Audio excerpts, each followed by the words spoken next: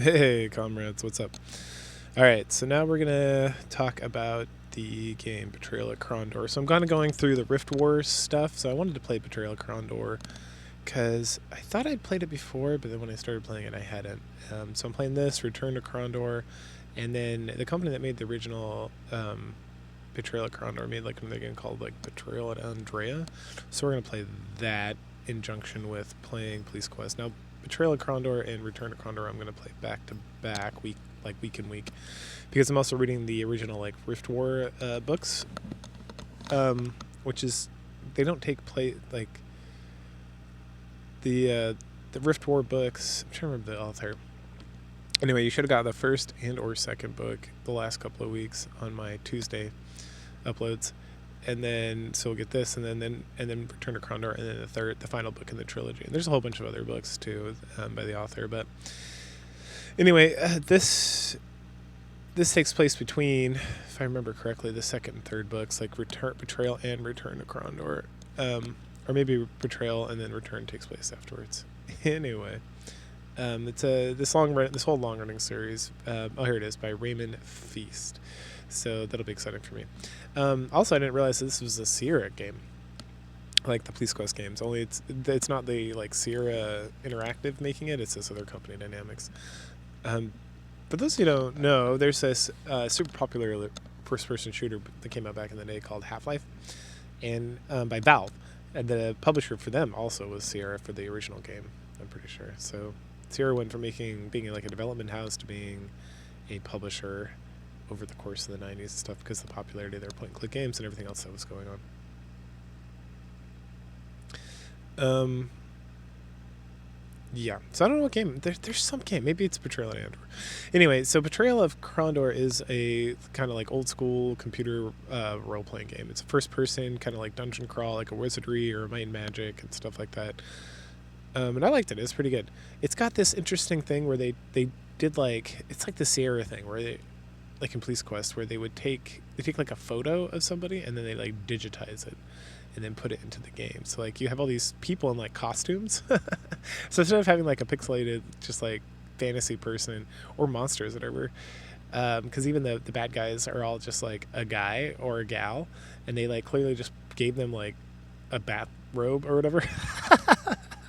Like, it's so funny. It's so janky as shit, but it's like delightful at the same time. So, and then the story is like excellently written, and that's what we're gonna cover mostly. So I guess it's like a first-person dungeon crawl, but you don't actually do the battles. Every time you engage in battle, you enter like an Ultima kind of style field of play where you can like move around, cast spells. Like you can't cast spells if you're next to a bad guy, right? But then there's a couple different staffs. Oh my goodness, sorry. And specifically the lightning staff that you can use on people, but then the lightning magic only works if the person's wearing like metal. So sometimes you can fight like scorpions or beetles, like giant beetles and stuff, or dogs. And then so you can't use it on them. And then occasionally like some of the other wizards, you can't use the spell against them as well. You learn spells through scrolls, and then essentially the game kind of breaks into like two parts. It starts off with Locklear, Gorath, and Owen, and then at some point Locklear kind of goes off and does his own thing, and we get introduced a new character named James, and then James goes off and does his own thing, and then Gorath and Orn are kind of on their own, but then they end up teaming up with like the master mage for like the whole world or something, essentially called Pug, and then Locklear and James team up with another magician named, oh fuck, it's like Parthos or something like that. Yeah, and if you're listening to all my videos like in order, this may seem a little odd because I actually played and beat both these games before I started reading the books, and so the videos are like out of order for when I actually read stuff. And again, I've not read these books before, so I don't have like prior knowledge. So some of the stuff here that I'm like kind of confused by, or like I'm trying to understand through like the game, will I'll have already spoken of based on what the book has told. Like 2 books have told me about stuff before, but essentially, so this is going to be fun for me. So as I put it together, there was some sort of like conflict that involved like other worlds and whatnot, which is obviously the Rift War. And then there's several groups of people. So there's like the humans on the Earth, there's elves on the Earth, and there's, well, whatever this world's called, I can't remember. And there's dwarves, there's goblins, and the goblins are my favorite. Or no, the goblins are, I think they're goblins. The goblins are my favorite because again, the bad guy of a goblin is just a guy wearing like a green shirt that they like took a picture of and digitized. And so it's like they just look like everybody else. So at some point I'm just like killing guys, and then someone's like, "What about the goblins?" I'm like, "Oh, there's goblins in this game. That's cool." And then like I run into like a whole batch of goblins, and I'm like, "Oh, it's just those guys with the green shirts."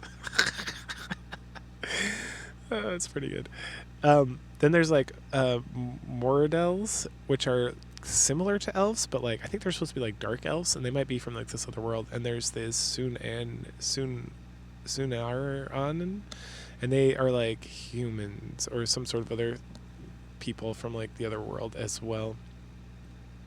Um, let me think. Oh, and then yeah, yeah, that's pretty much it. We don't have any Doors to join our party. Gorath is a Moradel, and that they're like the main antagonists in this story, pretty much. Um, so yeah, okay. Do, do, do. Takes place. Oh, here we go. I said it. It takes place between the second and third of the books. Found on the channel last couple. Okay. Oh, and so Owen, Pug, and this the other guy, they cast spells. They can hit with a staff, and the way the game works is the more you use abilities. So you have like a whole level, like a whole group of like abilities that are like assess, sneak, lockpick, weapon smithing, armor smithing to like repair your goods and stuff. And the more you use stuff, the better you get. Melee accuracy, spell accuracy, range accuracy. The range stuff I like never used. It was like never beneficial. Besides like the spells, yes, but like you can equip crossbows on your warrior type characters. And I tried using it occasionally, and it would like miss a lot. So you really have to like grind out like leveling it up. And the game is like really slow, and the combat's really slow. And then after you fight, because spells take, so everyone has like stamina, and then they have health, and so you go through stamina first and then health. But like every time you fight essentially a battle, or every couple of times you fight a battle, you need to like go find an inn and like rest for days. Because if you camp, you can like heal life, but you don't heal it all the way up, or you gotta like have a ton of like potions and stuff. And so this game can like really drag. Fortunately, if you just like Google it, there's like you can get into like a debug mode, which just like heals all your characters. So like I use that religiously for a large portion of this game, because it was like you'd like fight, and it was like okay, and then you fight again. You're like okay, my guys are almost dead, and then so you could camp out for like 2 days. And so you have rations that you eat up every time. And then the funny thing is, too, is like, I'm like, okay, well, I'm not going to use these rations. I'm just going to go to the inn.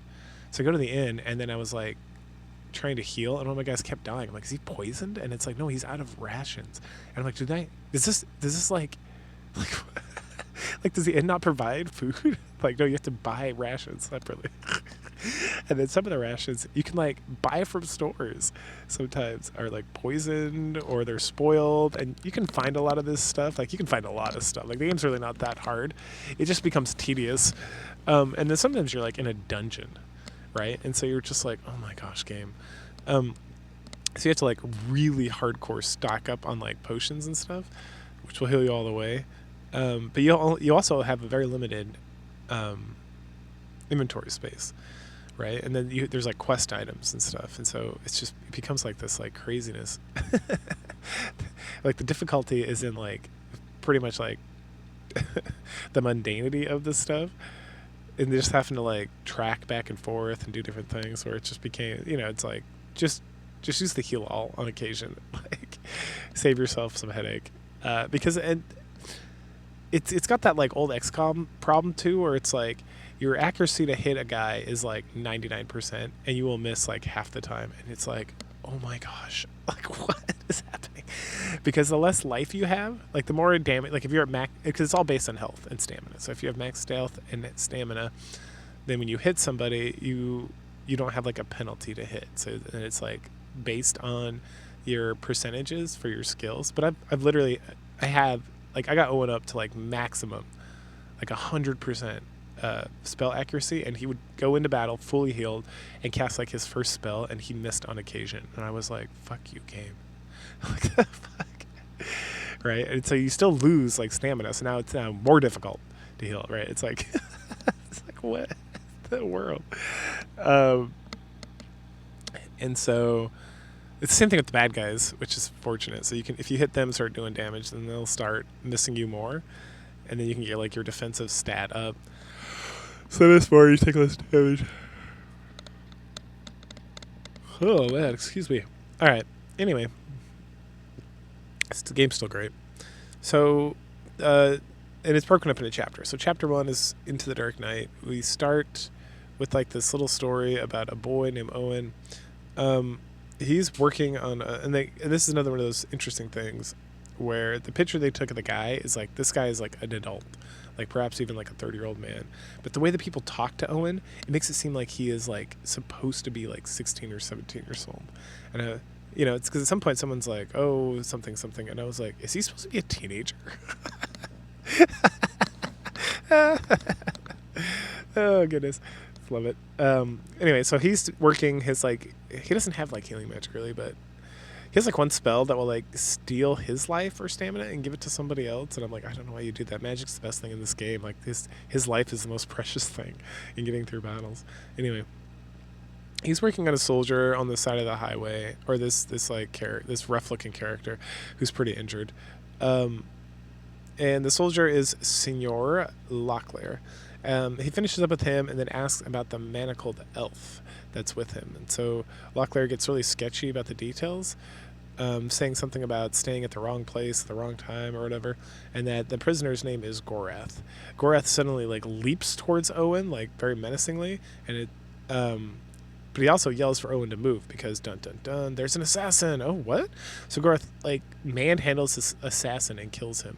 And at that point we gain control of the characters and we move out. Gorath seems very perturbed, so Owen inquires about it, and we learn that we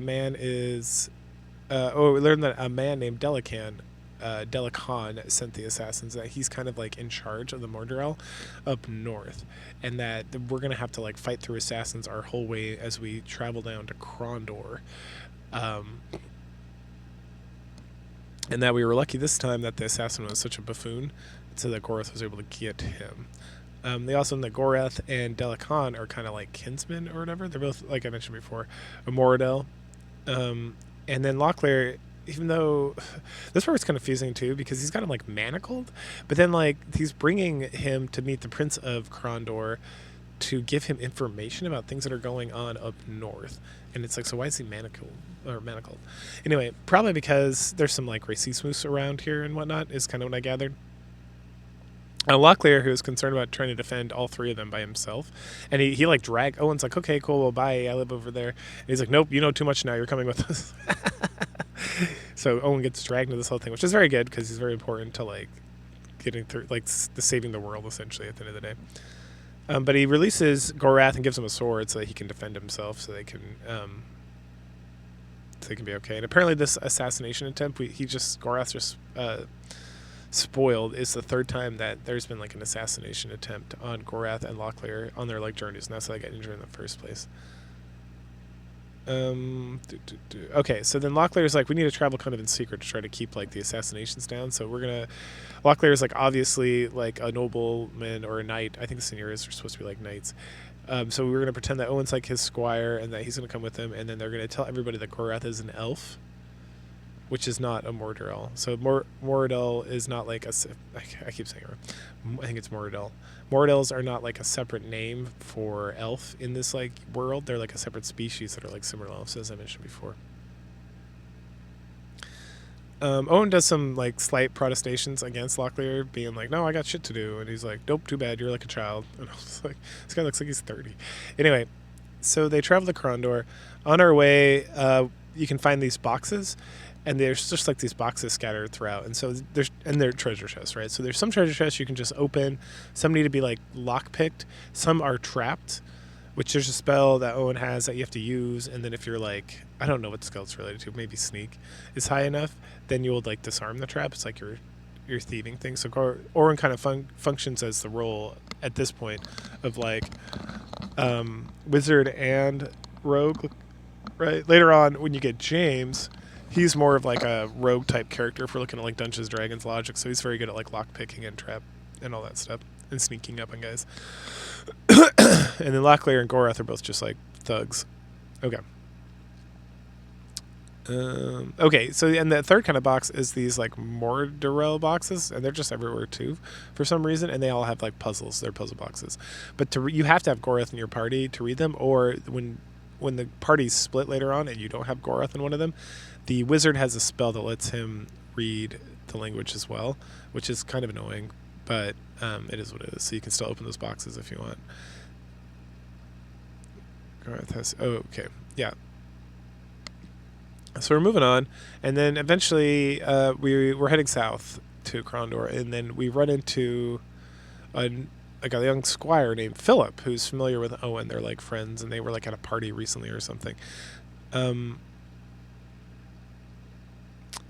it's just like some fun world building, and you just run into characters sometimes, and then what will happen is you'll just be walking along, and then you'll get text. It'll be like, oh, there's you prepare because you sense there's a presence coming, and then you're like, oh, you put your swords away because it's like a friendly foe, and then you can just like chat about the world, about things that are going on. You can get information for the story, give you information. There's like so much different like random side quests you can do if you really want. Some of them like really good crap.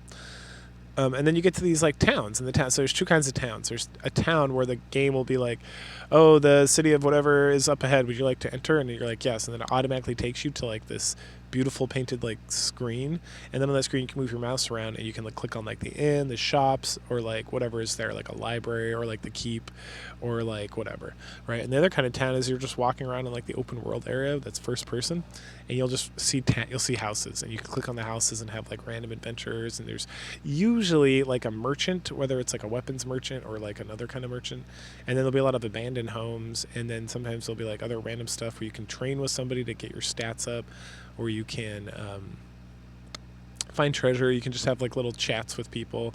Some of this stuff is used to complete side quests or main quests or whatever. And then also in the world, there's just like farmsteads. So sometimes you'll just be walking along, and there'll be like just a farmhouse and a barn. Like I said, you can kind of camp anywhere as long as enemies aren't nearby. And then at the inn, you can recover more life. Because you actually have a bed, even though it describes the bed as like you're splitting a bed with like 4 other flea-ridden homeless people or whatever. And it's like, okay.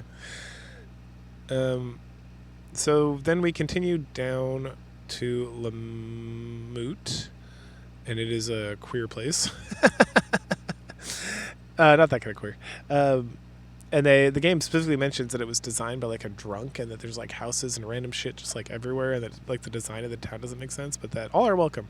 So we headed to the garrison there, and we learned about a group called the Grey, and that they have been this knighthood or whatever has been given greater status, and that we learned that they in something they were doing something. There was like a ruby that was lost or stolen or something, but that there's a huge reward of money if we can go find it. And then, we talked to like this dwarf, Dubal, who knew Locklear as a boy, and they talk about his missing eye and such. And then the innkeeper, who's Suran Uani.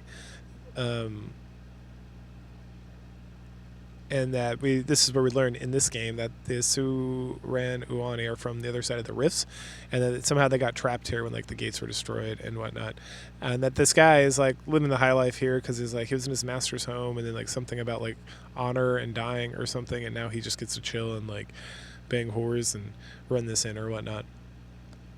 And this is a good area because it's like the first town we're like supposedly gonna like run into if we're just like playing the game normally, and he kind of explains a lot about how things in the world function, about the different races and whatnot to kind of help us out. Oh no, so the Greys are not a knighthood. They're like people who are without masters. And so one of them like ended up with the ruby, it seems, and kind of took off. And then the Grey Warriors are hunted by the Sunarni. And so we talked to this guy about the missing ruby, and he points us to this town, Loriel. Before we leave, Owen has like, he's also kind of like a bard. He's like a man of many talents. He's like quite the Renaissance child.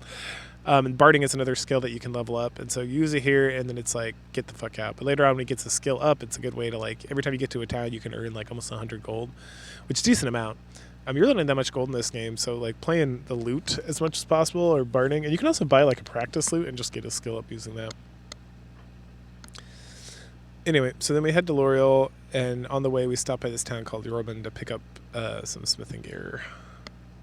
So as we're traveling around, I would say battles take up like the majority of like the time of playing this game, because you can really get caught up in these things and they can take a while and whatnot. And then also traveling, there's no quick, there's a quick travel system, so every time you run into like a temple, you can go in there, and most temples have like this teleportation thing you can activate, so you can teleport from temple to temple. But outside of that, you gotta like trudge your way through the world, and the world is pretty fucking big. Thank goodness you have like a map for it. Anyway, so we check our way over, we go through Yuban, we head over to L'Oreal. There we find a man named Kelvin, who points us in the direction, yep, it's a fetch quest, of Hawk's Hollow, which is way south of here, so that for where the ruby probably is. So we head over to that direction. We continue south, killing bandits, killing assassins, and all that stuff, and eventually we find Isaac.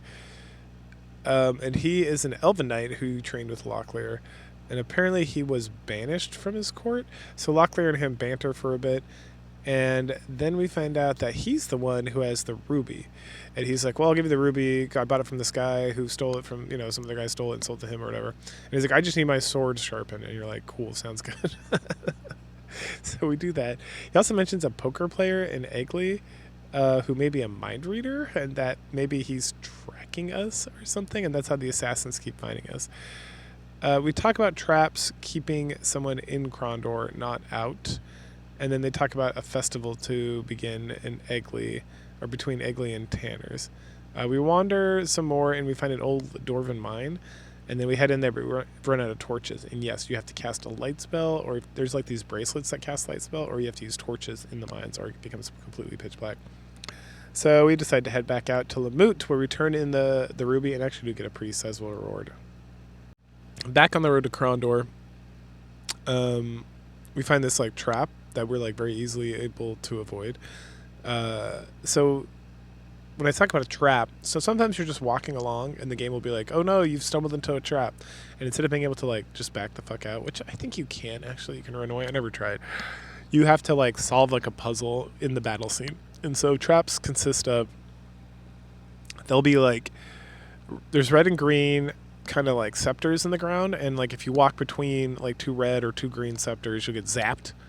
You don't die immediately. You take a lot of damage. And then later on, there's like cannons. And if you walk in front of the cannon, it'll like shoot you. But the cannons will, if the cannons hit one of the scepters, it'll like turn the scepter off. And then there's also sometimes like blue crystals.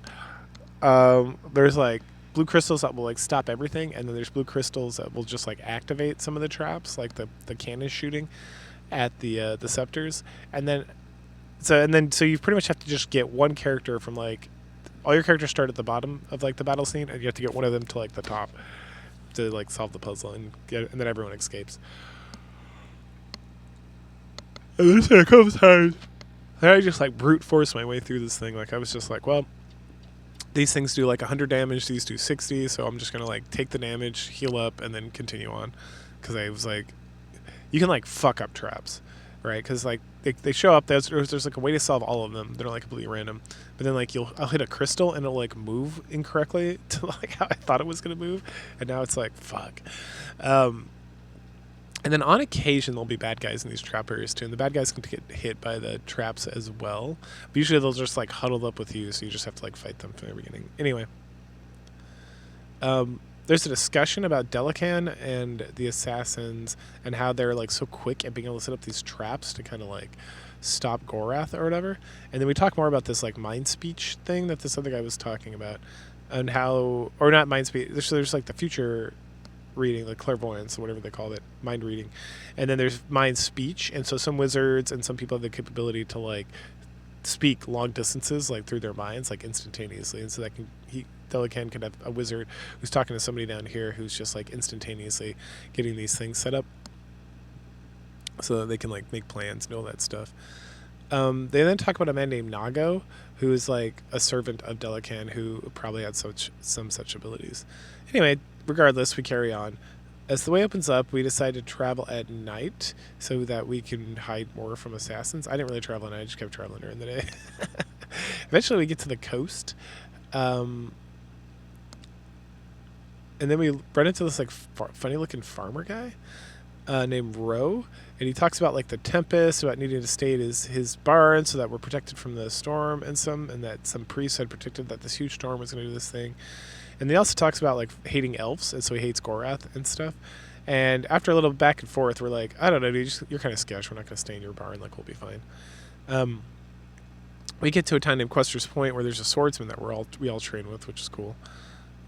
And then we find this. It's like, what was this place called? Sorith or something? There's like a monastery up on a hill, which has a library, which is full of information, which is fun. And then also there's a brother Marco nearby there who trains Owen in like magic and teaches him like a fireball spell. They call it Fire Strike for some reason, which confused me because I was like, oh, Fire Strike. So I used it with like all my guys put together, and it like hit all the bad guys and all my guys, and I was like, oh, that was bad. Like it almost killed Gorath. I was like, eek. And if you remember, like when you do damage to your character, when your characters take damage, they are less effective in combat. So it's like a real downhill real fast. Brother Marco also talks about how Rowan is crazy because they never predicted a storm, and that there's obviously some sketchy stuff going on with him, so he was probably going to rob us, or it was like an assassin's trap or something. And then he talks about how Brother Marco, is a dream seeker or something. Oh no, he mentions that there's a dream seeker somewhere, and that it's putting like dreams into his head, so it's making it hard for him to sleep. And all the monks in the monastery too are just having like a real hard time going to sleep, and that person must be close by. As we meander about some more, we find Rose Bard, the one he wanted us to stay in, and yep, there's an ambush there. Locklear's like super pissed afterwards. That motherfucker. He's gonna get it next time we cross paths. And then apparently we killed Nago.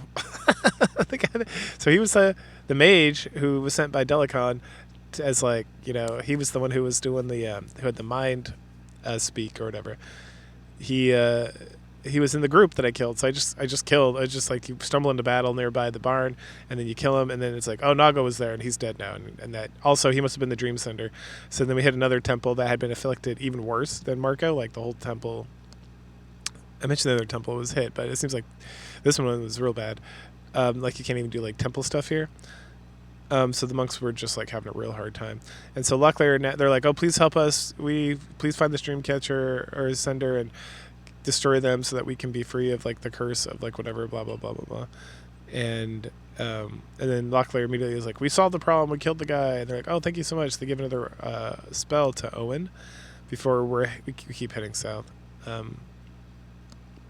We eventually get to Krondor after killing like a whole bunch more groups of like assassins and stuff. And then as soon as we get there, it's like, sorry, sir, the portcullis mechanism here to get to the palace so you can meet with Prince Rutha is broken, so we can't get in. Wah, wah, wah. And it's like, well, can you go tell him that we're here? And they're like, no, he's busy meeting with Makala and Pug. And it's like, man, this is like a very urgent matter. He like sent us specifically to do this stuff. And then he mentions another senior named James. And it's like, no one knows where James is. He's gone missing. And it's like, oh, Jesus Christ. He's probably out trying to figure out who sabotaged the gate or doing whatever. And then after all that back and forth with the gate guard and like not being able to get inside, Locklear mentions that there's a secret path we can take through the sewers that will get us up into the castle. So that's where we head to next.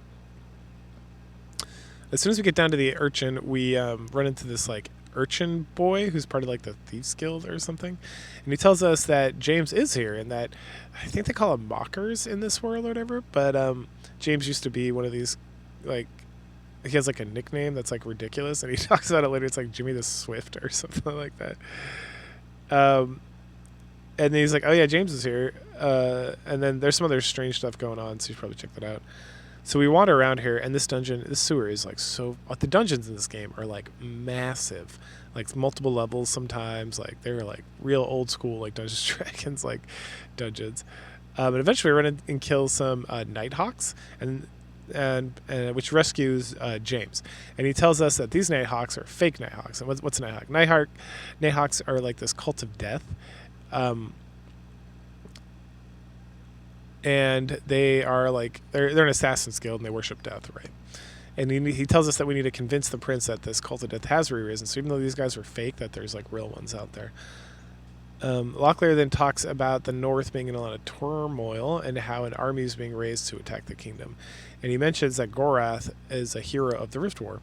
And then James gives us a key to the palace and says he's going to lurk around here some more and figure out some more stuff that we should go. So now we can go walk around and eventually find a ladder that takes us to the toilet. So we climb out of the toilet and into the palace. And as soon as we get there, we run into the prince of the kingdom and Pug the magician. They then banter with Locklear about stink and everything. And then he introduces Gorath and Owen. And then immediately an assassin shoots at Gorath, but Pug sends a spell to destroy the arrow, which leads us into the end of Chapter 1 and Chapter 2. So Gorath is getting mind searched by Pug's daughter, who's got a lot of magical capabilities. And she mentions that it's very chaotic. And he mentions that, there's like natural defenses of his kind. Makala, who is like another wizard, mentions a trade agreement with the Suran Uani. And then the Gorath warns the prince about being prepared for war, and he explains that he betrayed his people to come tell them because there's like internal conflict up there. Like, he is not a huge fan of Delican. Like the Mordril have like a lot of different tribes and stuff going on, and that him and Delican do not like each other, and that Gorath was like the leader of his own clan, but that Delican kind of like took over. But that doesn't mean everyone's like united. Because Delican's like a real asshole, and he treats not just like other tribes, but like his own tribe. Like, he treats his people like slaves instead of like people to take care of and whatnot. And he wants that to end. They talk about needing more information on Delican's movements to be successful, and Gorath mentions that he wants to go to Romney to find the leader of the Nighthawks, and that they can get information from him because they're clearly working with Delican. And so the prince is like, "All right, you have my leave. Please go do that." And then he tells him that James is going to go with him as well to help out. And then what the plan is that we're going to go meet with some of the king's men at this Black Sheep Inn in Romney, because they've been kind of like checking stuff out over there, and they're going to give us some assistance. And then he tells Gorath that Makala will show him around town. Right as everyone's like leaving. Oh wait, no. Makala is... No, not yet, Makala. As everyone leaves, the prince grabs Pug. They discuss troop movements and how they will defend the land. He also asks Pug to stay and help instead of going back to like Starduck, like the military or the magic academy of this world. And then at that point, we take over as James, and we can talk to Katala, who's the wife of Pug, about magic and stuff. We can then grab all of Locklear's gear so that James has stuff to equip and whatnot. And then we can't head out because the portcullis, don't forget. So back through the sewers we go. On the way back through the sewer, we run into Owen. He wants to join us again. He wants to come along and whatnot. So finally we're like, yeah, all right, fine. He did some investigating, and he found out about us leaving and whatnot, and insists that we join and whatnot. And then... Let's see, we get some information. Oh, yeah. It's at this point we get a lot more conversation about the Mordheim and the elves and how there's a difference and whatnot, and Gorath and whatnot. And Owen's like, wait, you're not actually an elf? Something.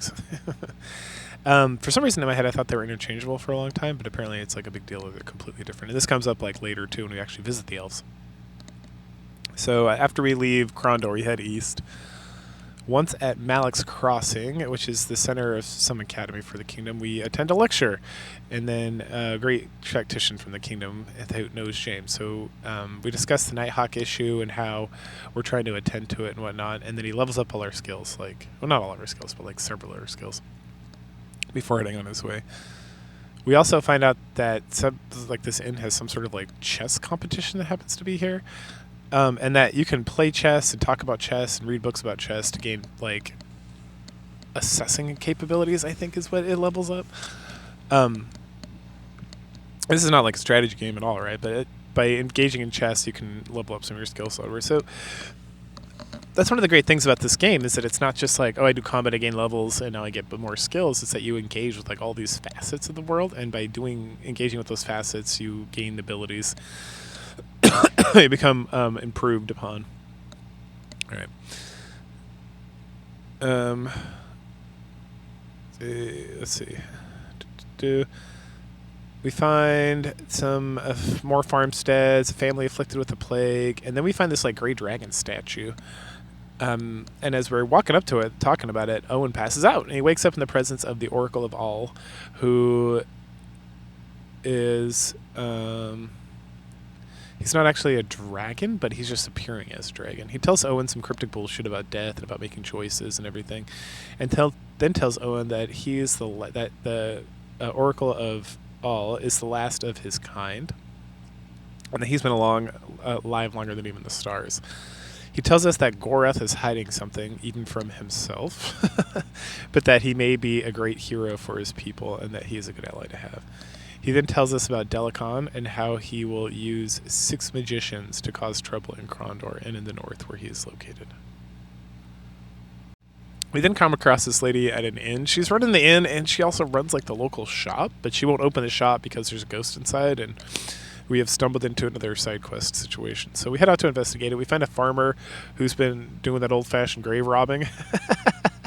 And he has this like wacky story. He's like, I don't like that tavern lady because of some fucking reason. She won't go down on my dick or something. And then so I dug up some ghosts, and I was just gonna put some like ghost parts in her shop to like scare her off, but then it actually summoned the ghost of this guy. And then, so I reburied the whole body, but then I lost the arm somewhere. Okay. So we gotta go find this arm. So we find this man in Lighton, who's another town around here, who bought what he thought was like a hand of glory, which I'm not exactly, there's like items in this game you can like get on occasion. I don't exactly what they do. Anyway, so whatever it is, it wasn't what it was. So then he just threw it down. He's like, oh, this is just a regular dead arm. So he threw it down a well. So then we have to pay him to go back and get it. Once done, we head back to the lady's shop. I think her name is Nias. First, we rebury it, and then once we rebury it back in its grave, the ghost is gone. So then we get this like super badass jagged sword for my elf boy over here, or my Gorath, who's not actually an elf. And then we keep heading to Romney. On the way, we meet a master locksmith, and then him and James have this fun conversation about Weber locks. It is like the charm in this game. It's like we just meet this like crazy old man, and it's like, hey, what are you doing? He's like, oh, I'm gonna go. This guy summoned me. He like lost his key to like his Weber lock. I'm gonna go break it open for him. And then James is like, that's impossible. And the guy's like, ooh, nothing's impossible. They like really get into it. And so finally, like James is like, well, show me. And so the guy's like, I'm not gonna show you everything. It would take too long. But here, I got something I can show you. And so then he increases our lock picking skills. We then run into some ghosts so we can like fight. They're not that tough. On the way to the next town, where we're told that the whole town is like sick with plague or something by the innkeeper. Lucky for us, there is a boat. Oh no, the innkeeper tells us we got sick with plague just by like showing up or something. But lucky for us, there's a boat that takes us to a temple on a nearby island where a priestess talks about how her god has vanished and she cannot help us. It's not so lucky after all. We discuss any ways that we can get a blessing from the god that she mentions, and the ghosts and whatnot, and we talk about the ghosts. And then as we leave, she gets struck by divinity, and it seems like she heals us. So okay, good stuff. Back on our way north to Romney, we get to Romney and we find Mitchell Waylander. He is like in front of the town. He's in charge of keeping people out of the city unless they have the steel. And thank God we stole a seal from that necrophilic farmer all the way back in the day. I don't know. Grave robbing asshole. I don't know why he had a whole bunch of these seals in his barn, and it's like with some of these games, I'm like, I don't know, this shit might just be some stupid nonsense, and I'm just gonna grab one, even though it takes up inventory space, my precious inventory, because you never know. So I'm glad I did. And then we start to get like the whole history and like craziness about Romney. We get a lot of like information about Romney and how it's like the center of guild trade and how the guilds are like separate factions and like to fight against each other, and they also like to fight against the kingdom and against the prince and all this stuff to try to force their will and whatnot. So apparently the River Pullers Guild had an uprising recently, and that the entire constabulary was killed off. We asked about the king's men, and he's like, oh yeah, they're over at that inn. and they were celebrating something. So we're like, awesome, awesome. So we head in there, and entering the tavern, we find that all the king's men are dead. Oh no! This ends chapter 2. Starting chapter 3, the men are all set on like a funeral pyre, or and sent to like their rest or whatever. James is super pissed. He wants answers. And he wants them right fucking meow. And then he gets into it with Gorath, because Gorath was coming to Romney like 6 months ago, and he wants to know why. And then Gorath is like, I wasn't heading here. And James calls him out and says that in the tavern, calls him out and says a tavern. But someone in the tavern saw him talking to Nighthawks. Gorath defends himself. And he's like, what? All the guy said was there was a Gorath who came by with, and Gorath is a common name. It's like fucking James, like your stupid English language. And that the guy saw an elf, and I'm not an elf, obviously. And a lot of people mistake him for an elf and whatnot. And so the boy was likely deceived. And then James is like kind of mollified at this point. He goes along with Gorath because he does make a good case. But now we need to investigate the Nighthawks, figure out what's going on with these fucking guys. And as we searched the inn where all the Kingsmen were killed, we found a spyglass and a spider, which is hilariously the name of the chapter. So we asked the tavern boy Jason again about what was going on, and he told us that some men came in to the inn and they told him to leave. So he did. And they had big birds in their chest. He mentioned the spyglass was kept by one of the king's men, because he was showing it off before. And that they had got it in Silden. Also that someone brought some from the tavern in Slope, or that they brought ale from a tavern in Sloop, which is like a nearby distributor of beverages.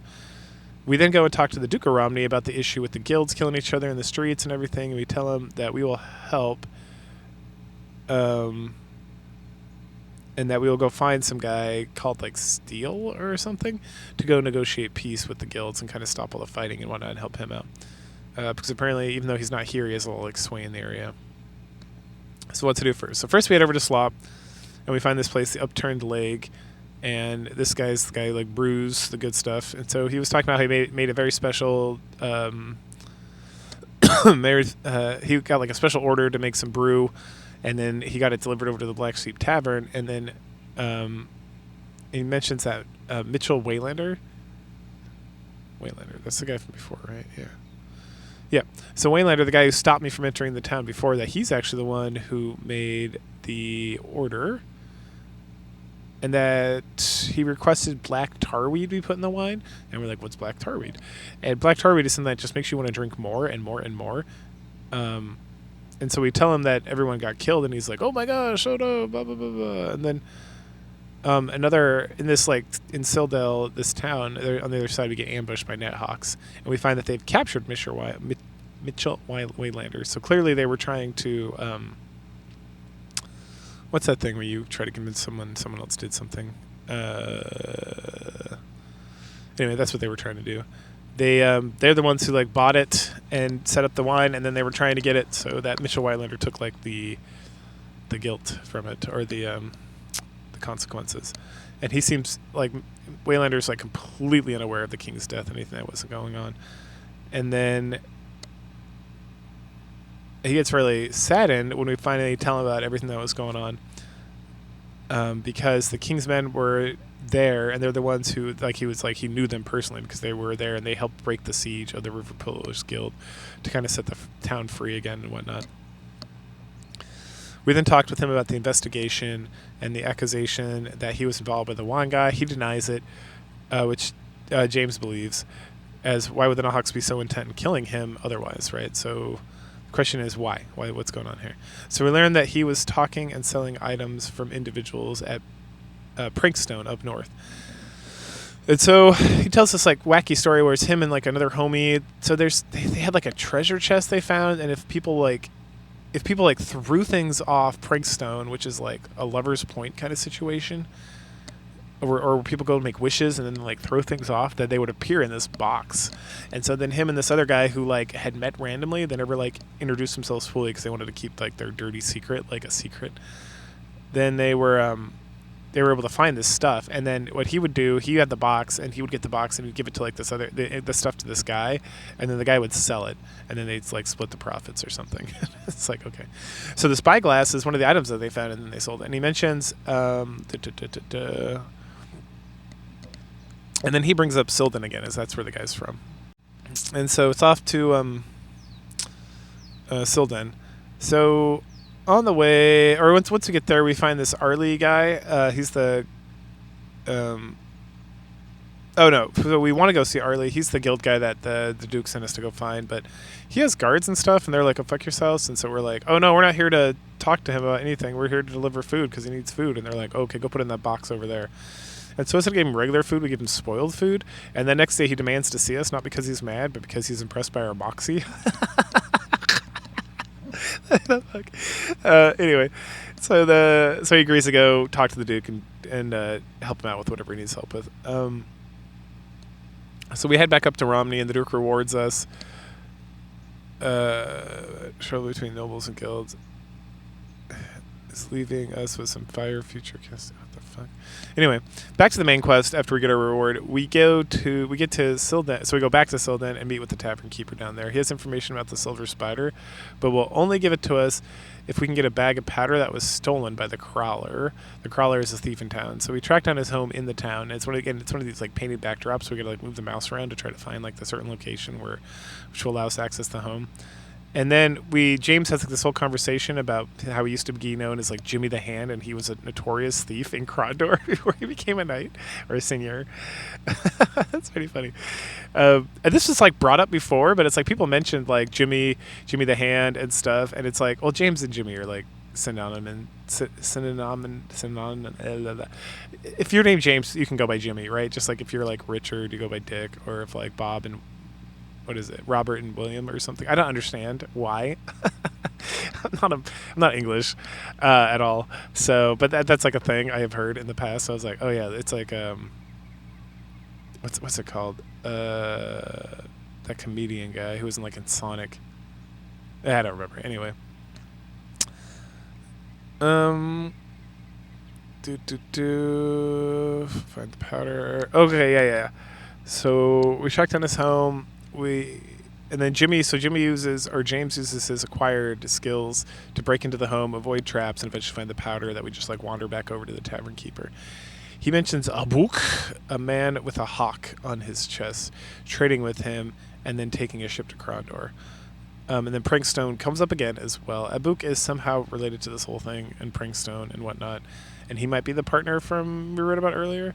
And then we find out that he was also, so he wasn't the guy with the hawk on his chest. He mentions Abuk, and then the guy with the hawk on his chest. Then we put two and two together and find out that Abuk is the guy who taught us the lockpicking skills, who was able to defeat the impossible to defeat Weber locks. Awesome. So then we head back towards Krondor, and we run into him again, just like in kind of the similar location we ran into him last time. He tells us more about the box that he bought and that was possessed by magic, where items just appear in it. And then he confirms that he was the aforementioned partner from Wayland, and tells us where the box is and what the password is so that we can, get more information from it. And we find the box eventually. It's just like sitting in the middle of nowhere with a bunch of other boxes, as tends to be in this game. You just find like a box and sometimes 3 or 4 boxes. Inside, we find a note about someone named Subarus at Caville Keep, which is way up north. So away we go. On the way, we run into some of these Riverpooler guild assholes, and they want to strip us, so we fucking kill them. Fuck those guys. Causing us trouble. Anyway, we continue having little various adventures on our way north, including like a waterfall with like a chess puzzle for Gorath. Oh, no, a chess puzzle which requires like a key. Oh, we also find a barn full of Mordheim soldiers looking for Gorath. We kill them, and we see that the order to kill Gorath came from Narub, who's one of Delican's like men, but also the leader of like a different tribe than Delican. And it connects Narub to like the Nighthawks and all that stuff. So definitely the Mordenheim have been like conspiring with the Nighthawks to cause problems down here in the kingdom. So, and also in the note it mentions the night piece as well, the one that goes into the chess puzzle at the waterfall, and how it got like thrown into like a well or something. And then heading to what the fuck's this place called again? To Cavil Keep, we run into Owen's cousin, Winnie, I think, Winnie. Anyway, they banter about a lot of random bullshit about like boys and girls and doing stuff and whatnot. And then the spyglass comes up, as there was one with a star that went missing years ago from the family estate. And they said it could like read people's minds, or it could like reveal secret truths and whatnot.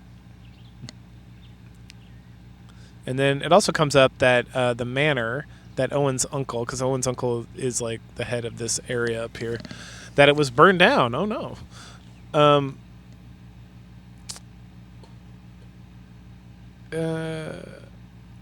Okay, and then we find like a random chest around this area too, and there's like a ton of money in there, and a note from Owen's uncle to a priest. The money is for the priest to curse any of his daughter's suitors. They leave him alone. And then it mentions a tax on the count. So eventually we head into the town of Carville, and we meet up with the count, and he is like super pissed. He's having trouble with the priest. Obviously, we've already heard about that. Also, Novin. We question him about all this stuff, and he brings up some tunnels. And there's like a lot of tunnels under the keep that lead to various things. And there was like, there's like a lot of secret stuff that could be done down there. And how like one of these suitors, the Nevon guy, he is like obsessed with the tunnels. And then we find Winnie again, and we talk more about Nevon, whose family built the wine cellar that collapsed. And we find out that it's this guy named Nevon got hired by the count, by the uncle, to dig all these tunnels. And then like he did a shoddy job because the son, her brother, when like years ago, he went down there to get like wine for a dinner party, and the whole thing like collapsed on him and like killed him. And then she also brings up the Guarda Revanche, which is some legendary sword, and how it like may or may not have had like some crazy curse on it. And then she kind of talks about Peter, who's over at the inn. So we go and talk to Peter over at the inn, and he tells us that Navin is around if we want to talk to him, but he's out right now. And it's like, okay, well, let's go to Kenting Run, because that's where like the note mentioned that this like night piece to open the door by the waterfall is at. Once we get over to Kenting Run, we immediately run into a magician with a magic lightning staff, which is awesome. And then if we can answer like 3 questions, then he will give Owen his staff. And so there's like 2 questions we have to answer, and then Owen like tricks the sorcerer into asking him like a really easy question, like, is the sun in the sky or something? And then he answers it, and the wizard's like, ooh, hoo, hoo, hoo. Here, have my staff. We then run into Nevin. Yay, we found him. He states that the count is in league with the Nighthawks, and then states that he is not related to the guy who made the capper, even though they have the exact same last name. And that he believes that the count actually killed his son for some purpose that he doesn't really get too clear about. Something about how the son has the father were having like difficult times, and that he just wanted to get rid of him or whatever. And then we talk about chess, and again, like I mentioned before, when chess comes up, you get like extra abilities. So he's very good at chess, so he teaches us like a special move that we have to pay him. We then head north to this temple where we can do this like awesome fucking side quest to get a lot more defense. And this temple is the temple to Dahlia, I think? Dala? Anyway, the priests are getting ready for war. The high priest is exasperated as they are almost out of food. So she sends us to get grain and promises a blessing if we can help. So first things first, we got to help the single woman with her barn door because it's stuck. So we crack it open, and she gives us some junk, including a tuning fork. Then we have to take it to these 2 other sisters and another farm, and they give us some leggings. Fun. And then we take this to another farm, and then she finally gives us the grain. And then we take it back to the priestess, and she like maxes out Goretha's defense, which is like nice. You get to choose. It can be James or Owen as well, but I chose Goreth. Anyway, back to the main quest. After like some, it sounds really quick, but it was like these farms were not like super close to each other, so it was like a lot of walking and then some more fighting, and then yeah. Anyway, so let's see. So now we got our defense up. We got our key to the waterfall, all that stuff, good stuff. So we head inside the waterfall cavern, and it's so big. These dungeons are so fucking big. And this is actually the headquarters of the Nighthawks. And this is actually connected to the underground tunnels under the Cavill's home and whatnot. So we wander around, kill Nighthawks, open chests. Eventually we find a book. The book was written by an abbot that has some information related to the main story. Pretty much, it talks about how Nevin is actually like the son of Cavill and that he didn't die. Like that's like the gist of what we need to know. Like it doesn't say that directly, but it like kind of hints, and that he is actually in charge of the Nighthawks, right? So once we get that information, it like triggers the variable inside the game so that we can go confront him. And then we also, yeah. So then we kind of meander about. Okay. So once we fuck around in here for like a long fucking time, I'm not gonna lie, kill a lot of Nighthawks. We eventually head back to Kenting's Run to confront Navin. He admits to both things, also that he is a bastard, because the Count's not actually his father, and that's what like they were fighting about, and that's why he wanted him dead, and that's why he something. Anyway, so he challenges us, and we kick his weak ass. But then he has some nice gear, and we find a key that we can use back at the Waterfall Cave. Oh lord. To get Delican's plan. So back we go. We find the room. There was like one room in the whole cavern because I like did everything in there, and I couldn't like pick this one lock no matter how hard I prayed and wished. And so it was in there. So we take the key, we go in there, we find a chest in there, we find the scroll with the battle plans, but they don't make sense unless the Nighthawks are using infiltrators. So James scrolls a note on the scroll and hands it over to Goroth, and he tells him and Owen to head to Dimwood. Why would we go to Dimwood? Because the prince has a huge force there, and it was a secret. They didn't want to tell us. And what about you, James? What are you doing? And he's going to head up north to North Warden to help Baron Gabbett root out the Nighthawks that are infiltrating him. We need to go as quickly as we can and find the prince so we can tell him, quote, there's a party at Mother's, which is like the secret code to let him know that James sent this. Later, Owen and Goroth are traveling. They're getting exhausted, and it's nighttime and whatever. And then Owen's starting to complain to Goroth, who get to then chastise him, and then they get approached by Narab and his men, and they get caught up. And this ends chapter 3, which leads to chapter 4. And we get like a fun little cutscene where Narab, who's one of the, like I said, kind of like minions of Delican, but also runs his own tribe, and they're like on the best of terms. He enters Delican's chamber with news from the kingdom. He announces that he has brought Goroth back. Delican just like strikes him, and then he steps aside as Delican storms out. And then Narab asks about his life, and Delican says like, it's forfeit. And it's like, okay, so they immediately have like an infighting. Oh Lord. Elsewhere, our Owen is tired and sore. Then he hears a noise, and it's Delican. He has the note that Owen had with like the mother's party or whatever, and he calls Owen out for having it. Owen doesn't tell him anything, so Delican threatens him and leaves. Owen then sees Delican go over to Goroth, and they whisper to each other about something before he leaves. Owen's prison door is just like magically released, and he goes and gets Goroth and helps him out of the prison, which seems like way too easy because there's like no guards and like nothing. And so we cruise around in this dungeon.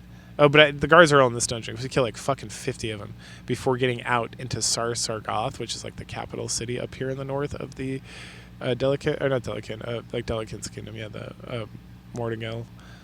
And then Goroth warns us to be careful as we trudge our way away from the dungeons. Now you may ask, like, oh, so who released us? And I don't know. I never got like a firm grasp on like exactly how we got magically freed. Like we run into several people that Goroth asked if they did it, and they all say no. And then it just kind of gets dropped. This area in the north there's a lot of fighting, and there's like a town, in fact, that you are not allowed to get into until you get like a certain magic spell. And I didn't realize that because I fought like 15 battles in a row. It wasn't that many, but I fought a lot of battles, and I was like, God damn, there's like a battle every step. And then I realized I wasn't moving forward, and I was like, oh, there must be some sort of trick to get to this thing. Oh, fuck. Anyway, eventually I realized how retarded I am, and then I'm just getting pushed back. So I look around. Eventually I found this like bridge heading south, but then there's some asshole needs to give us approval. It's Delican's son. I can't remember. His name will come up later, but we have to get permission from him to get here, but he's in that town I can't get into, so I got to figure out a way to do that. So we head all the way back to Sargoth, and eventually we find Karin. And on this journey, before we find Karin, we run into Lillian, and she's another leader here. She works with Delican. She's kind of like his consort or whatever, but she's like, yeah, for now, we'll see what happens later. And then she also helped us in the path, and this is one of the people that like helped Goroth like escape trouble before. They talk about all the maneuvering up here in the north. Um, and then they talk about how like Northgard or North Warden or whatever it is, the town that James went to, I think it's called Northgard. I don't know why I said North Warden before. That they apparently, supposedly, they have their prisoners like Murmur, who is like the old leader before Delican take over, and it's like Delican's mentor, and that he really wants to go down there, and that's why he's starting the war to get this guy. At least that's like the rumor. And they also talk about how Narub his forces have started like fighting against Delican because obviously it's that or death, because of the rift that we saw in that little video before. So then we get to Karin. But before we first get to Karin, which is another town up here, Goroth has some sort of fuck buddy, and so this lady's like, "Oh, Goroth, hey, you want to come in?" And Goroth is like, "You wait here," and we're like, "I know." One's like, "Okay," and so then he goes inside and he comes out later and he's like adjusting his tunic. Good stuff. So further south we find Kulika, who is Goroth's wife and also a witch.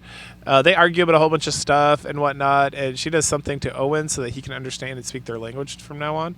And she also teaches him an illusion spell so we can go back into that fucking town. And it's like, oh, thank God. Because it's going to make him look like one of their people. They also talk about politics and talk about the Six. Oh, the Six. Remember the Oracle of All mentioned the Six spellcasters too. So there's these like great spellcasters that showed up, but they don't seem like they're Mordenheim, whatever these people are. They're like something else, but they always wear like cloaks and stuff. And they may be related to like the Serpent people, right? Like the Lizard Men. They talk about Narub, Delican fighting, about Delican's son shutting down the pass. All the passes, but leaving the one open as long as you get permission, which is the one we're trying to get to. Then he thanks her for freeing us, and she's like, "Wasn't me," and she has no idea who it might be. Anyway, we thank her nonetheless for helping us with all this stuff. And then we head over to the bridge. Oh no, then we head over to the town and get the password from Morlef, who is the son of Delican. When we're talking to Morlef, we get into like some conversations about Delican and about Goroth is doing some sneaky bullshit to try to get like a little more support on our end and try to get like Delican a little weaker off. So he tells Morlef that Delican wants him to support him against Narub, and he's like, "I don't believe my father would do such a thing. That guy's an asshole." But he's like, "Oh, I'm going to go anyway because you convinced me with your silver tongue." We also get the password because we're implying that there are supplies that are being held back. We need to go take care of that because we're just pretending to be some of their troops. He also confirms that Delican's goal of taking North Warden is... is it Northgard or North Warden? I don't know why I keep writing different things. Anyway, to get Delican's old mentor back from the town. So we head over. The password works. We cross the bridge, only to be attacked by the guards on the other side because they recognize Goroth. Like, okay. Once we defeat them, we are approached by Finn. He's one of the kingdom's men, and Owen is able to convince him that we were sent as spies into the north, and that he needs to see us, and that we have stuff for him. And we mentioned that he's in Dimwood, not in Krondor. And this guy is like very concerned. He doesn't ever come up again, but he's like, "Oh, okay." So we need to get there, like, right meow. So he takes us there. And once we're there, Goroth details the information. Arutha is hesitant at first to believe Goroth's words until Owen gives him the passcode about James about going to a mother's party or whatever, which gets him to trust us. And then based on the information we gather, the prince is convinced that there is something else afoot that we are all missing, and the prince is going to continue to North Warden, but sends Owen and Goroth back to Krondor to inform Pug about the situation. And this wraps up Chapter 4, at least Chapter 5, which in Chapter 5 we are back to James. He's trudging through the wilderness with Locklear. Baron Gadet's magician went missing, and so these two boys team up to go find him. He's likely caught by the enemy while investigating them. But eventually we hear the sound of a mage, and it's Patria, so it's his mage, nice. And he's fucking around with some Mordel. Oh, Mordel, that's the name of the people in North. He joins up with us, and now we have our 3 companions for like the other half of the game. So we do several battles with mages, and then eventually we work our way over to North Warden, where we speak to the Baron. And he's like pretty grim about the whole situation. We've lost a lot of field captains. They have about 1,500 men. So the Mordel are sending about 1,500 men down, and then the Baron's got about 300 men, which should be more than enough because we're in a fucking castle and for a siege and whatnot. But if the Nighthawks have infiltrated, like James says, that is another matter. That'll cause a lot of problems. So he wants us to head down and meet up with Duke Martin and his rangers and see if we can delay the forces long enough to kind of like root some of the stuff out and wait for the prince to arrive, and then we should be good. There's also some sort of minstrel he wants us to find and bring him back because he's going to help with morale and stuff. So we sell a bunch of our crap, buy new armor for everybody, and then we head down and meet up with Martin. We find out Martin is the prince's brother.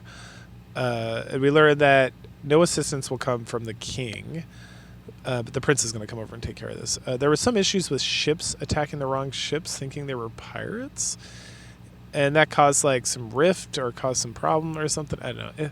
All that matters is that the king is not sending troops. And so first thing Martin wants to do is to poison some rations. So we just got to go like put poisoned rations in certain places that he wants. And then we head back, and then he brings up the minstrel again and gives us more information about him and how it may be related to like Nighthawk stuff.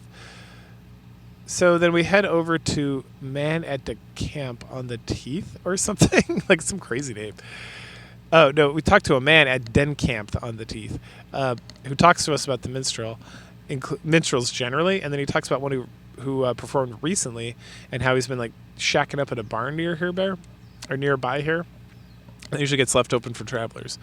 So we go up there, and the barn's locked, and no one's answering it, but clearly the minstrel's in there. So we have to go get like a strength potion and then use the strength potion so that we can break the doors open on the barn. Once we get there, the bard's there. We talk about how he feels insignificant, and then Locklear tells him about how minstrels are very important for morale and stuff, but that we're not going to force him to go back, and that he has a choice.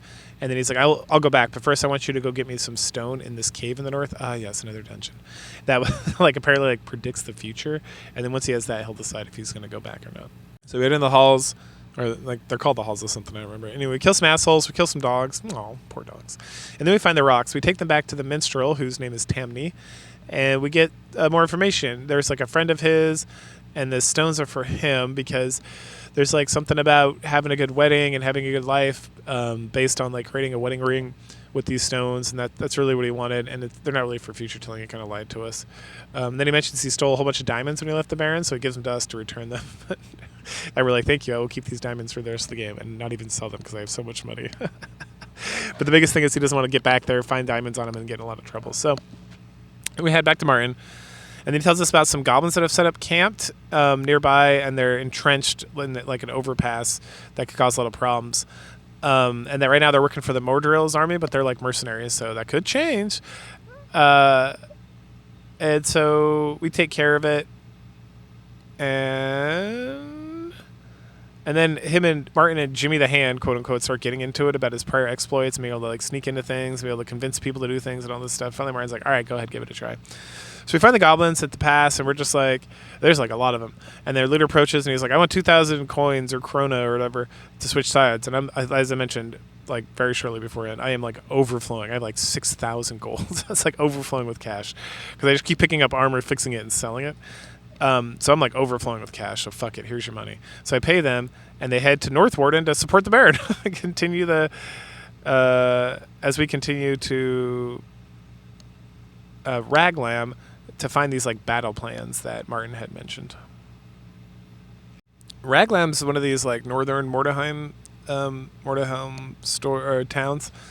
So we head up there, we kill some trolls or something, these big brooding looking guys, and then we find a catapult, and strangely enough it is pointed right at Raglan, so clearly this is part of like their infighting up here. But it's been disabled, and so the boys like look at it for a little bit, and they figure out, we just need like one part and we'll be able to fix it. And then they kind of recollect how Goroth was telling them that like it's not like the princedom is like united for the most part. Up here in the north, it's like all these tribes are constantly vying for control and power. So like, you know, the fact that there's a catapult here, it like makes a lot of sense. So we search around for a replacement part, but don't see one easily available. But there is one in a trap chest near a bridge, which leads to Sarsagoth. So once we find that, and we head back over to the catapult, and we let it rip, and this kills the Moradel captain that has the battle plans inside Raglan. So we head to the Raglan, and he also has this fucking sweet ass sword. So we take that as well. Take those back to Martin, who tells us about some shady activities south of here that we need to take care of before heading north to North Warden for the siege. So we head down. We find back down at this camp south of the Camp of the Teeth, and it's 6 mages, and like, Lord give me strength. It took me 5 fucking tries, because like 5 mages in the same battle. And I have 3 guys, so I can only like stop 2 mages from attacking, because mages will not attack you, or they can't cast spells as long as you're standing next to them. They'll just like run around with chickens to their heads off. But with 6 mages, it's like they can all like cast like barrier spells on each other and like lob fireballs and do all this crazy shit. And it was like, oh my gosh. So I pretty much had to keep fighting until like the RNG was just like in my favor, and they like miss spells or whatever. Once they're fucking taken care of, we head back. And this is not the 6 mages that are like helping Delacan, by the way. That we find those guys later. So we report back to Martin with our success, and he orders us northward to assist in the siege. Upon the return, we learn that the Baron and several men have been killed by Nighthawks, leaving James in charge of the keep. He rallies the men as best as he can, but the whole thing looks pretty dire. There's a call for battle as the sun rises. Luckily, James is saved by the prince and his army. They discuss the adventures of Owen and Gorath, and then talk about how Delacan split his forces, sending the main force to High Castle, while keeping the North Warden pinned down and like distracted. And so once they clean up with all this like stuff and secure a North Warden, the prince is gonna head down to High Castle to support there. We then start, that ends chapter 5, and chapter 6 picks up. We're hanging out with Pug in Krondor, and Pug is like the greatest wizard of all in like all the towns and all the lands or whatever. And he's watching this like unnatural storm, and he's watching these sailors prep their ships, and then something like just feels really off about everything. So first thing he does, he just like calms the storm to like show us from a writing perspective how powerful of a sorcerer he actually is. And then he's thinking about like a similar experience he had elsewhere when he was trying to get access to a group of magicians from another world. And then Makala portals in quoting some poetry. They discuss Pug's like how he got into like the circle of Suruani wizards, and how Makala is a member of the Suranuani, and that's where his loyalties lie. He mentions that he left. That Pug left the magical circle, the magical council or whatever, to follow his own guidance. And then Makala brings up Pug's daughter, Gemma. So Gemma is a woman with magical capabilities. So in the Suranuani culture, she must die. And then Pug's like, go fuck yourself. And because, so Makala was sent to like go kill her, but because him and Pug were like homies in the past, he instead just like banished her to a secret place, which is better than death.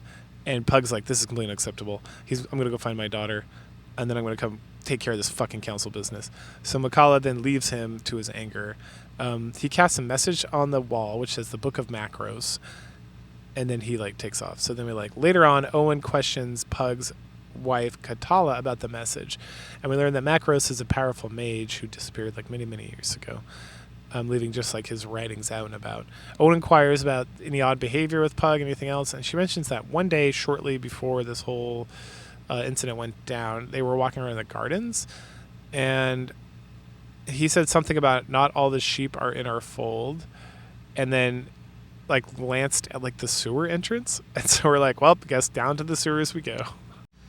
Back in the sewers, it's time to wander around some more, and we bump into this lady named Kat.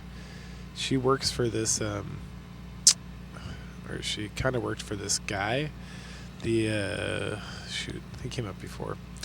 Anyway, we tell her about Pug and how we believe there are magicians down here in the sewer, and she's like, I don't have time for any of that bullshit. I'm just here to look for like this bronze statue, and I'm in a lot of trouble because if I don't find this bronze statue, get out of here, I'm gonna get killed by the Mockers, who are like the Thieves Guild, or this other group, which is the group led by, God, it's like the Whisperer or whatever. It's the guy we like broke into his house or whatever.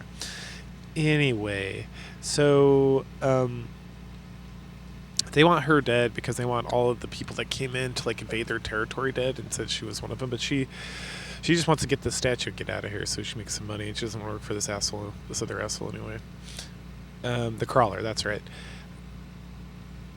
And that the Crawler's men ended up coming down here into the sewers because of that crazy storm that Pug was talking about earlier, and that's how they came into like this. They came into like bickering or fighting.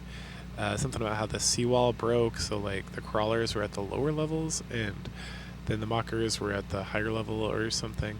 Anyway, but a lot of the battles took place in the lower levels, so the idol's probably down there. She then can sell us a bunch of stuff, including like a note from the crawler that talks about getting the idol and the amulet to the upright man to sell to the serpentine people of the Sunset Isles. Alright, good. Anyway, so we wander around, find the stairs down, we kill some guys, we get the idol back, we take it back to this cat chick. Again, she works for the crawler, and we ask what her intention is, as the idol is related to the goddess of death, and she tells us that anyone who tries to use the idol will die within a month. She then tells us about this abbot at Malik's Crossing, and how he's the leader of the magicians that work for the crawler, and that he was a scribe that helped transcribe the magic books from the library until Pug showed up and made him stop, so he might know something about this macros thing. So that gives us a good direction of where we should go. With that, we leave the sewers and we head outside. Inside the inn, we find Nivik, the tax collector, who lost his key to his home. Oh no. He got a new one, but he doesn't want the other one floating around, so if we can find it, bring it back to him, he'll be very grateful. We find it right outside. It's just in like some dead body. But we're not going to give it back to him because we want to take it, see what's going on over at his house, right? So heading north, we run into Brother Marco again outside of Sarth. He mentions that there's an illness there, which I'm pretty sure there was last time we were here. Anyway, we talked to him about the Dwarven mines of the Abbey, and then he mentions a tax collector in Eggley that has maps of the mines that will help us like figure out where they're at so we can get under there. And we also bring up the Book of Macros, which he doesn't know too much about. So we head to Eggley, which is super annoying because it's like, so there's like Krondor, and it's like right on the like this bay, and then if you go north, the path breaks. So if you go to like the left and stay along the coast, that's how you get to Sarth. And then Eggley is on the right path, and you might be like, well, that doesn't sound too bad. You can just cut through the wilderness, and it's like, au contraire. There's a giant like mountain in the middle, and so you have to circle around. It's like it takes forever to go all the way around to this fucking place. So it was kind of annoying to get over there. But anyway, so we head over to Eggley. We use Nivik's key to open his home. We get the maps that he stole from the abbot because he was being an asshole as a tax collector. And then we head back all the way around the mountain, back to Sarth. Finally, now we're back at Sarth. We're able to like access the mines that we were not able to access before because now we have the quote-unquote maps. And we head in there. We find the old emerald mine, and so we go underground, and we go to the tunnels, and the tunnels there's like a dungeon, and then it's like, all right, time to go to the emerald mine, and it's like, are you sure you want to do that? And we're like, yes. And then it's like we story mode through this mine because it's supposed to be like very long and whatever, but I guess the game's just like, oh, the mine. And they like Gorath and Owen have like a conversation about the mines and about other random stuff, and eventually they get to a ladder which takes them up to a small wooden hallway, which leads into the giant library inside Sarth. And as they enter, the priests are all working in the library, all turn and look at them, and they're super pissed because they've been locked in here since this morning, and they blame us. And we tell them about the illness and everything else that's going on, and they're like, oh, I understand. And about the abbot who is like possessed with like this disease, and he has like a lot of magical powers, so it's like he's manifesting a lot of random stuff because he's in like a delirium state. And they talk about how he probably activated like the ancient defenses which locked them in. Anyway, time to do research so they can get out of here. So hours later, Owen's complaining to Gorath about like all this, and it's not going anywhere, and why is this taking so long? And then the priest, like, there's like one of the priests of the abbot or one of the scholars or scribes or whatever. He's like walking by, and he's like, oh, you guys are still here? And we're like, yes. And he's like, oh yeah, we got out of here like an hour ago. An asshole. Also, Dominic, who's the abbot who is being afflicted with the disease, he's doing much better. So he's like, all right, well, if you find any magic books, you can keep them, and here's some emeralds to make you feel better.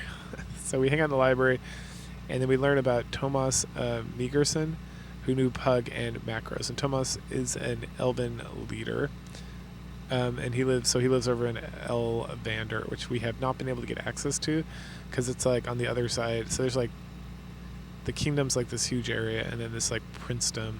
North is where the Mordorels are, and then to the west over like the mountain through like the Dwarven cave, the Dwarven mines, where the old Dwarven kingdom is like the magical forest or whatever, and that's where Elvander is, of course. So first things first, we need to find these Dwarven tunnels, not the current Dwarven tunnels with the emerald mine that we're in now. We need to find some other ones, which are going to lead to the Caldara, which is the name of like the old Dwarven town, or the old Dwarven kingdom. So the the Dwarven Cavern, this is the one like all the way back at the beginning when I was just kind of meandering about in like chapter 1 that I went into and then ran out of torchlight.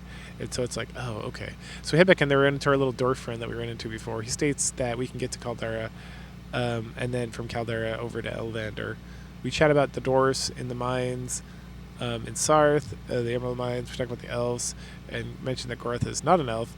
That there are actual elves who are different than the Mordriel, even though they are somehow similar kinsmen, or I don't know. Again, they seem like to be kind of just like dark elves.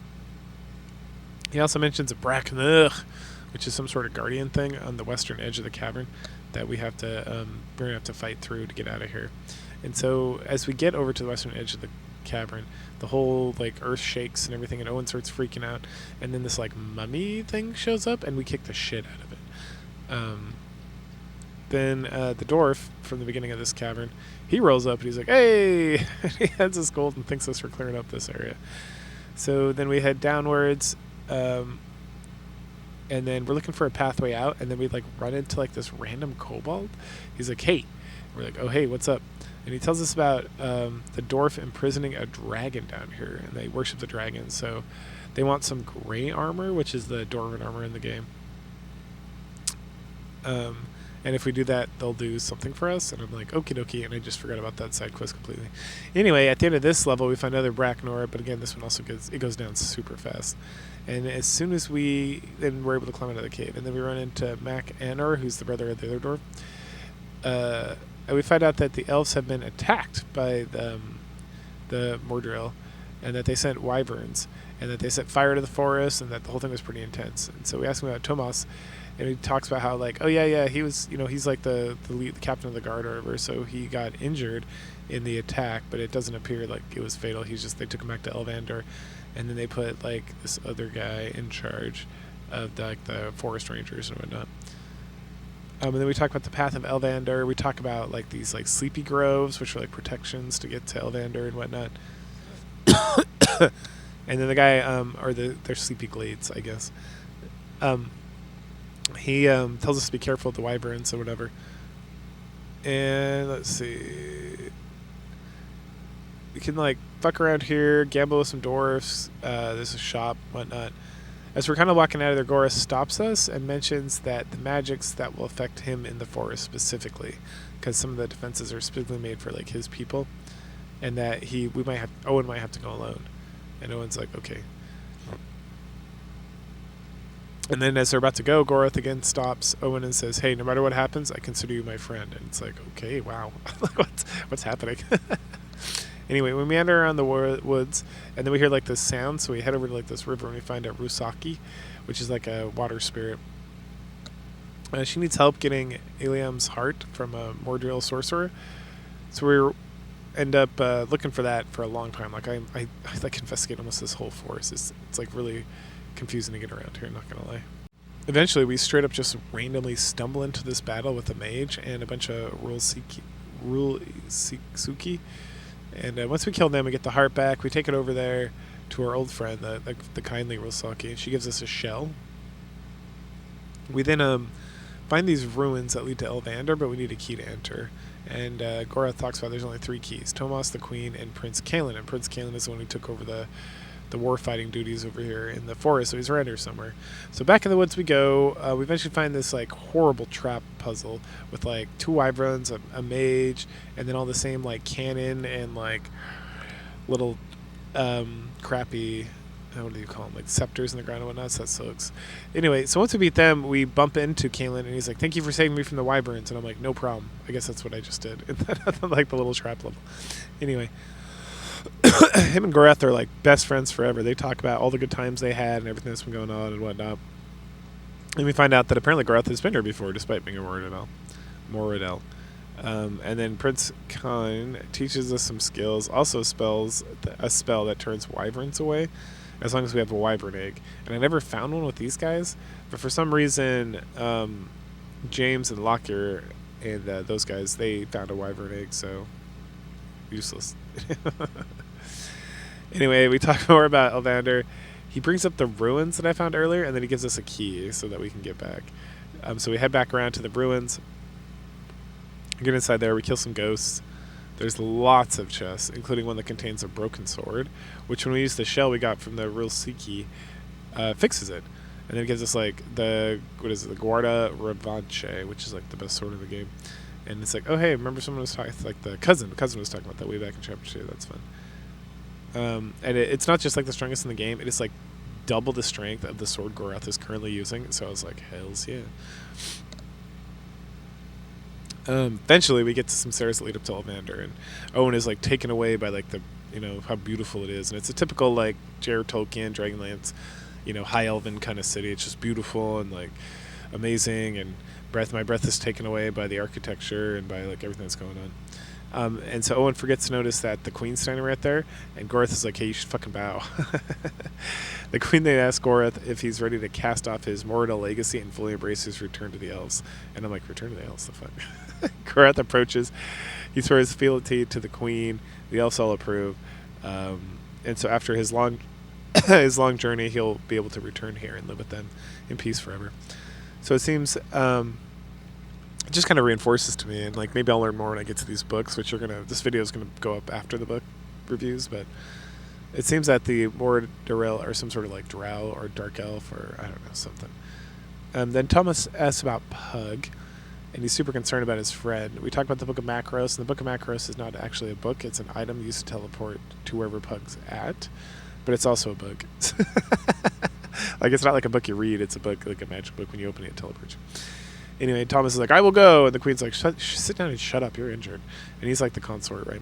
Anyway, so the poison that he was poisoned with by the wyvern, it's healing, but his system is still barely functional.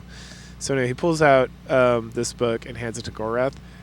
And he tells us to be safe and to go in his stead. So then we do. And it's like, woo, we get like a nice little cutscene and then a story, because that's in chapter 6 as we teleport out of there. And then we head over to chapter 7. Chapter 7 picks up with with James, Locklear, and the mage guy back in North Warden. So Tamni is singing a song of victory. Locklear, James, and the prince are going over battle plans. They are planning on going to High Castle. And then they're like, man, I wish I really knew what was going on. There's a lot of confusion. Then the page runs up, and they talk about it, and he mentions that a Moradel leader has been captured. And so we go and do some good old-fashioned torture on him. And then he mentions Sathanan and Myrmandamus. The prince is like, Myrmandamus is dead. He got burnt to ash. There's nothing left to him. These guys then talk about the Six, which again is something we learned about with Gorath and Owen. But I guess it didn't get like translated down exactly like it's new information. Which are the wizards who have been helping Delacan. Anyway, they have a rift machine. A rift machine lets you create like a teleportation from one area to another. And they have it set up in it will be at, they have it set up at the Dimwood. And we cannot, like the king cannot, or the prince cannot take his forces down to Dimwood to like stop this teleportation machine and kill these guys, because his forces literally just ran all the way over here from Dimwood to like save North Warden, and fought in a battle and whatnot. And so it's really not good. So the prince decides to send James and Locklear to Dimwood to destroy the machine while he heads to High Castle to fight back Delacan's forces. So then it's like, a couple days go by, or a day or so of like hard riding goes by, and James, Locklear, and Petrus are over in the Dimwood. We were all kind of around a bit. All the horses died. Oh, they talk about that. They also talk about the Petrus is all tuckered out from all the walking and stuff. Anyway, so we wander the woods for a bit, and then we find Martin. Martin's here. Oh, what's up, homie? How's it going? He apparently got engaged in like a Moradin, like, because he was out doing like sneaky stuff or scouting stuff or whatever, and somehow he like got attached to a Moradin force during like the battle, and they thought he was just like a human mercenary they had hired. And so when they all came over here as an escape, he like just kind of came with them. He then escaped away from them. Oh, excuse me. And it's been hiding out here for like a week. He said he mentions that knew he was like at the machine, but then like he kind of got lost in the woods. But that the only thing he remembers is that he heard water, and that let's see. Oh, also he knows that there's like a rogue Moradel leader about, likely Moraloth, Delacan's son. It seems he went south. They talk about Sethanin and how it got attacked 10 years ago and destroyed, and that's where Myrmidons got destroyed. And then the whole thing is just like a ruins now. So like, why would they come back over here? And what's with the army? Martin mentions that there's a squire who leads a force over at Sethanen. He doesn't explain why they're like a squire. The fuck?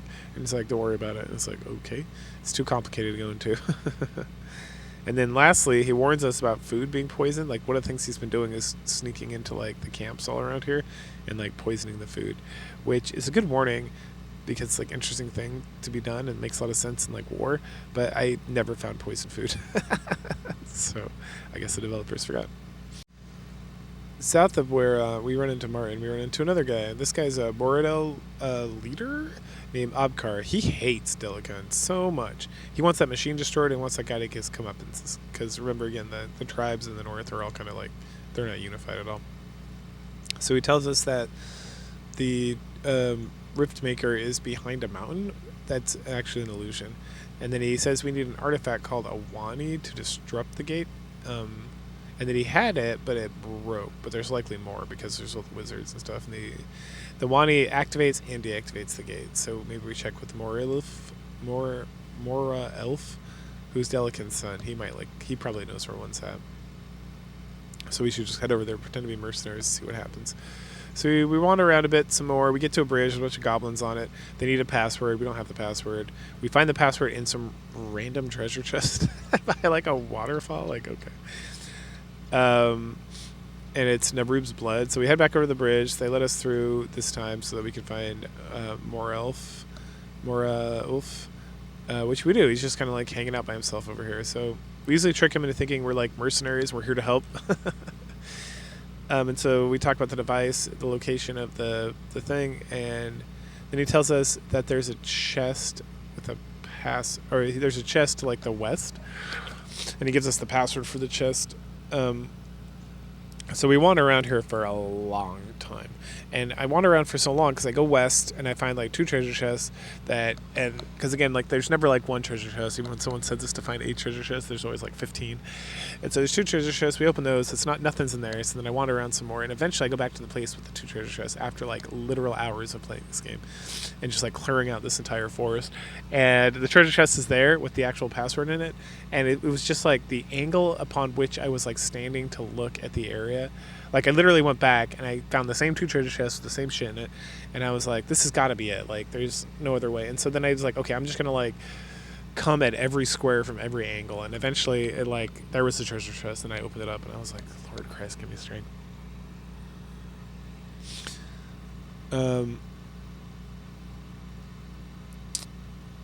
And then and the device is there. There's just like a note from Philip, who's the squire who runs the army over here, and it says like, I found this thing, if you're looking for it, come find me, I'm over here. And I'm like, Jesus Christ. So what the fuck. Anyway, so we find the squire after we kill like 30 we kill like a whole bunch of goblins. Like there's this house surrounded by goblins, and it was like a lot. It was like 10 or 15, so we kill them all. And then the squire Philip rushes out, and he straight up looks like he's 13, but he's like, I'm 37, and I'm not a squire, I'm a captain. And James is like, sure you are. And then he starts talking about this secret garrison that's kept here by like the prince, and that no one knows about it, and that having him be a squire is like a way to like help me get more secret. And then James is like super skeptical still. So then Philip starts talking about how like, why is Sethanen the only place in the entire kingdom that's forbidden to visit, especially if it's just like some old fucking ruins. Like clearly there's more stuff going on here. And then and then he's like, all right, well, thank you so much for your help. He gives us the device, the Wani, when we bring it up, and then he lets us use his like supplies, and it's just like a bunch of food and stuff and potions, so that's nice. So we do some more like walking around in the forest and stuff, and eventually we find this illusion mountain, and then we move through it. We kill a couple magicians, and then we use the Wani on the gate. There's this like crazy explosion that starts like sucking everybody in, and so Locklear and James like hold on to a tree so they don't get sucked in.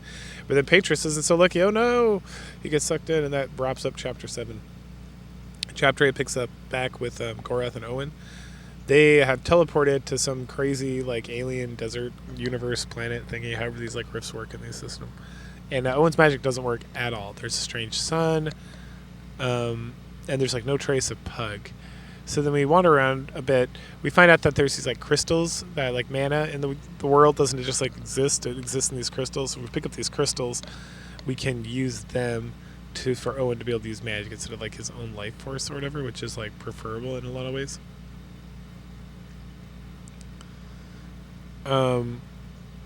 Let's see. All right, then we find some notes from Pug, just kind of like sitting around and whatnot. Yeah. So yeah, and there's like yurts and stuff, and there's like lizardmen and stuff. So the notes talk about there's no magic. There's a violent race here.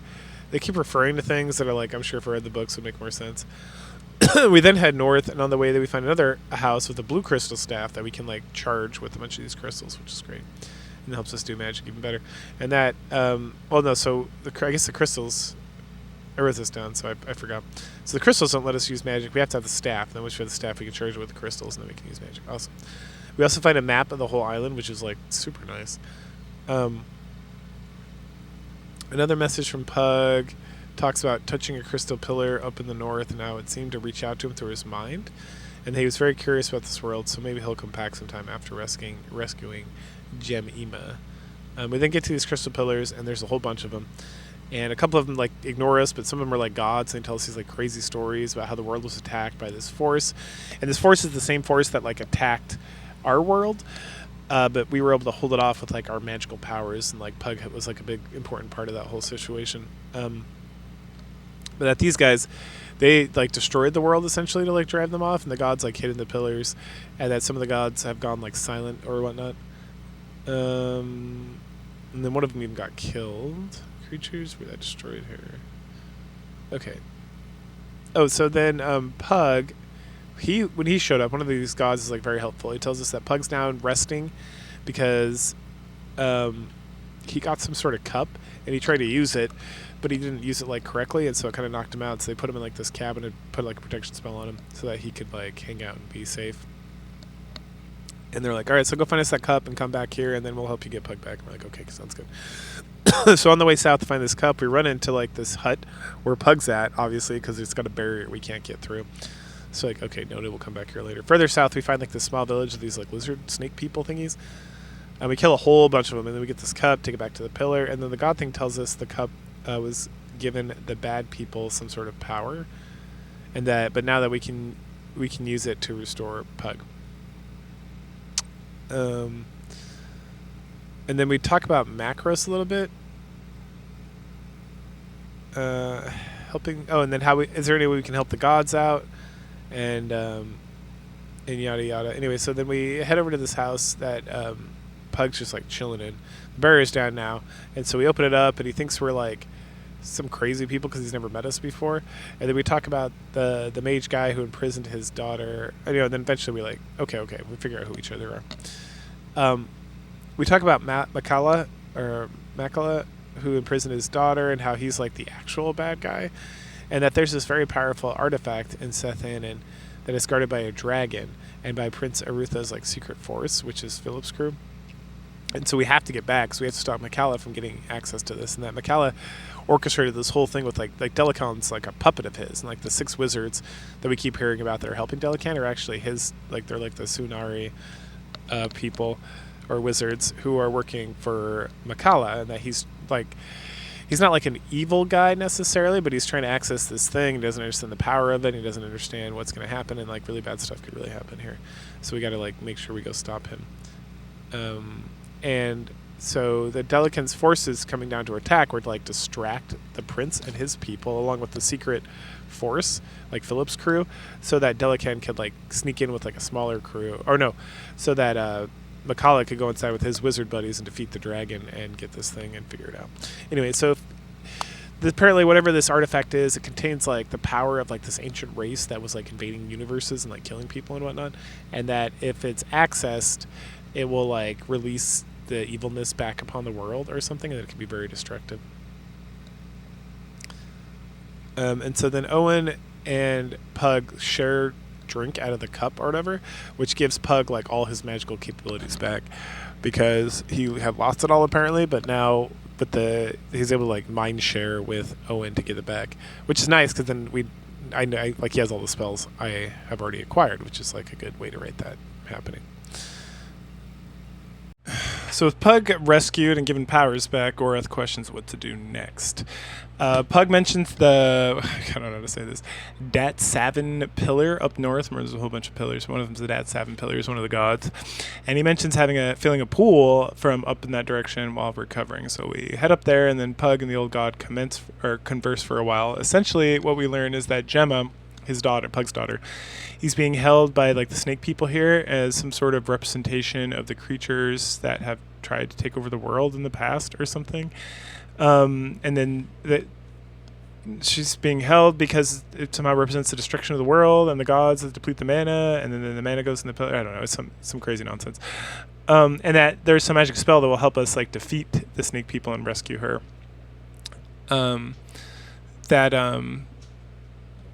They can get set up for that so that we can take care of all that. So we got to go find that, and we can also find some like armor that's going to be super nice somewhere. So we head away, and then Owen and Pug talk about the world a bit, and then decide that there's only one place at this vault where the magic spells and the armor could be, because we've been to like everywhere else in the island. And that's over in the southwest.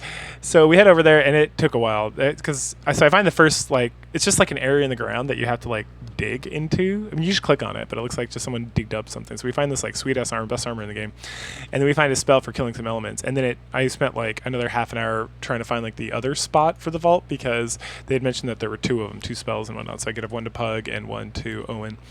And eventually, it's again just like with the fucking thing in the forest. With Locklear and James, I had to like do some backing up in certain areas so that I could actually find the spot to click on it, which was kind of annoying. But we find it, we get all of that stuff. Then there's this giant temple in the center by this like water in the center of the island by this waterfall. So we kind of kill our way over there by killing a bunch of serpent guys, and then once we get in there, we wander in, we kill some more serpent guys, we kill some elementals. But these spells like just devastate them. It's like a strength stealing spell or whatever. And then we kill them all, and then we find Gemma trapped in like this crystal. So Gorath just goes up and smashes the shit out of it. This is her. She then hugs it out with Pug, and then Owen's like, "Girl, you are fine as shit." They then talk about Makala and how he's a total asshole, and that how the whole point of bringing her here was to trick Pug to come here, because Pug's the only one that could stop him from doing like his nefarious deeds or whatever. And Pug's like, "I know, I don't give a fuck. Fuck that guy. I'm gonna go take care of that." And at that point, Owen's like, And then Pug's like, "Oh, yes. Oh, and this is my daughter. I know you want to bang her, but now is not the time." No, he like rolls his eyes and shit. He then pulls out some sort of stone, and we all teleport out of there to Thanon, which ends Chapter 8, starting into Chapter 9. So Chapter 9, we start off with Locklear and James talking about Patris's death, and how all deaths are bad, and even though they didn't know him that well, it's still sad, and yada, yada, yada. And then James sees a look in Locklear's eyes, which reminds him of when the love of his life, of Locklear's life, died, and how it's like a similar look and all this stuff. And then he talks about how he's not mad that Patris died. He states that he is not mad that Patris died. That's what I wrote, but he didn't. Okay. No, he was going to say something about it's not being the same. They didn't know him that well, and that he died like a noble death or something, but then he didn't. And then all of a sudden, Gorath, Owen, and Pug teleport in. And then Pug's like, and they're like, "Holy shit." And then they're like, "Hey, James Locklear, you stay here and you wait for the prince. And when the prince gets here, you come over here and do this thing. I'm going to be taking Gorath and Pug down into Sethsaron to take care of this business, because that's where Makala awaits." And then we automatically teleport to right where the ruins of Sethsaron begin. We start moving into the cavern, and before we get more than like a couple of spaces ahead of us, Pug stops.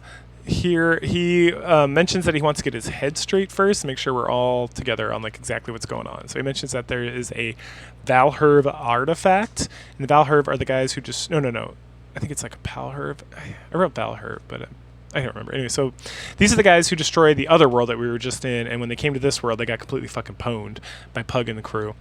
and that the artifact below is this life stone, and that there something about like a false Mermandamus was trying to get to it, but and then the false Mermandamus Gothar asked about that, and apparently the Mortarel boogeyman was actually one of these like these names, goddamn dude, Pantaleons. But he wasn't actually Mortarel, so he was so the Mermandamus is like a title, or it's like a false name or something.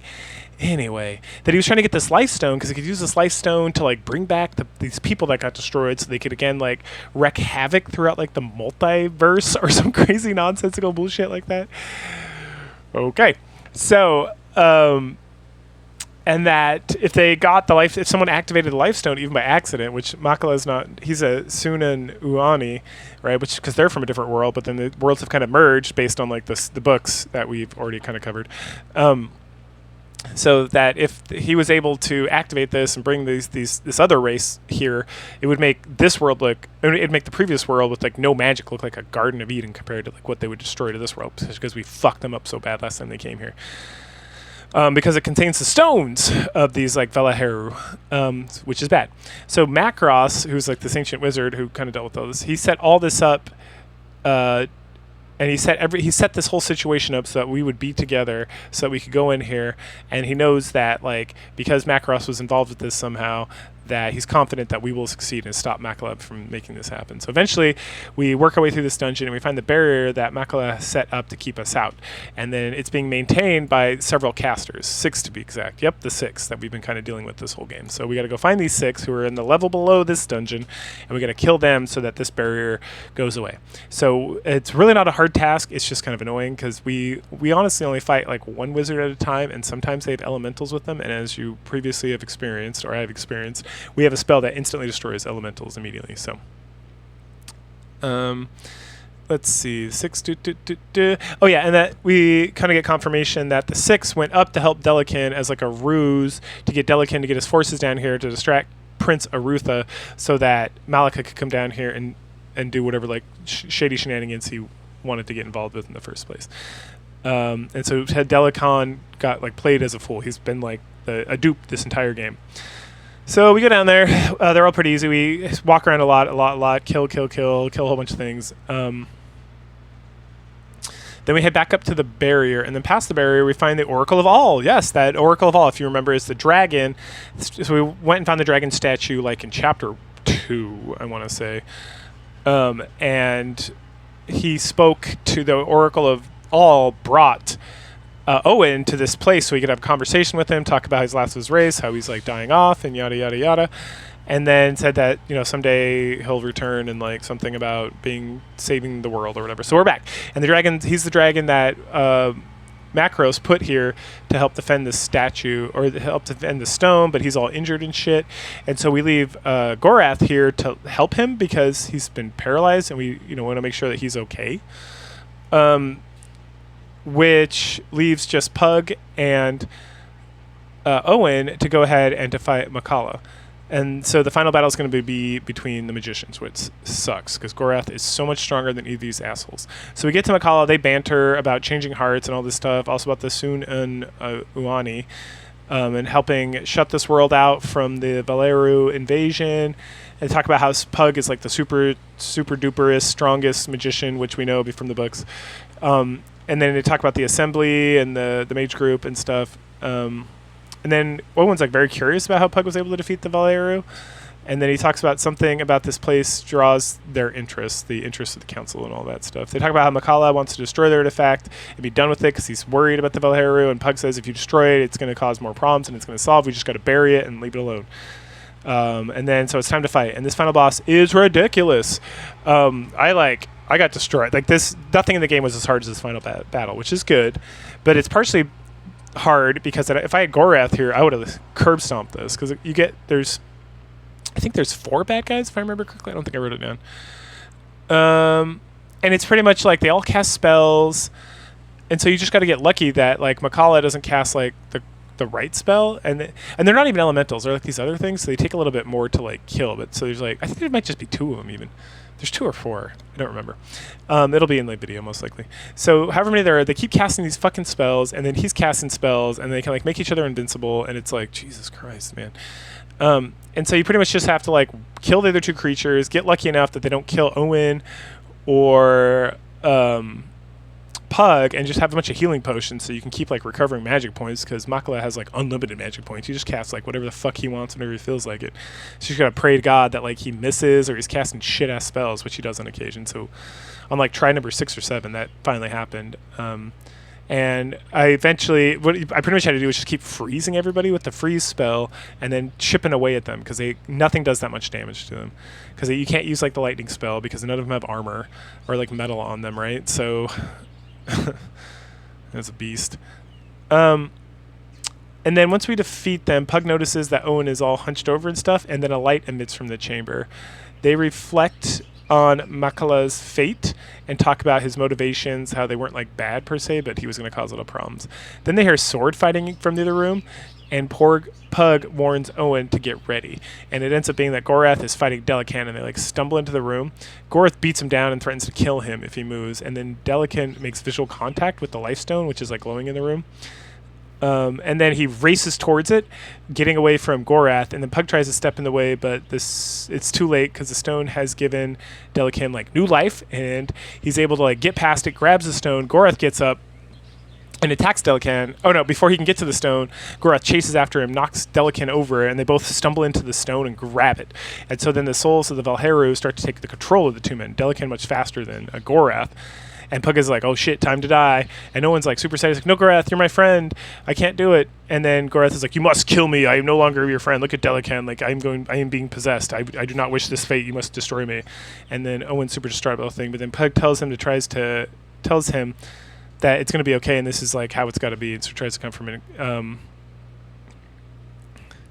And then like, Owen's all distraught about it. But then they end up like killing them both, sealing the life stone, and like saving the day and all that stuff. And then Owen's like super despondent about the whole thing.